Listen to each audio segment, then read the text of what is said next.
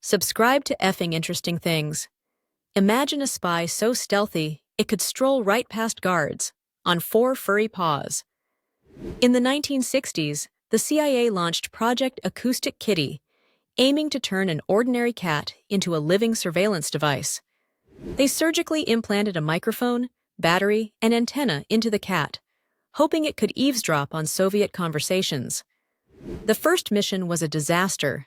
The cat, released near a Soviet compound, was immediately hit by a taxi.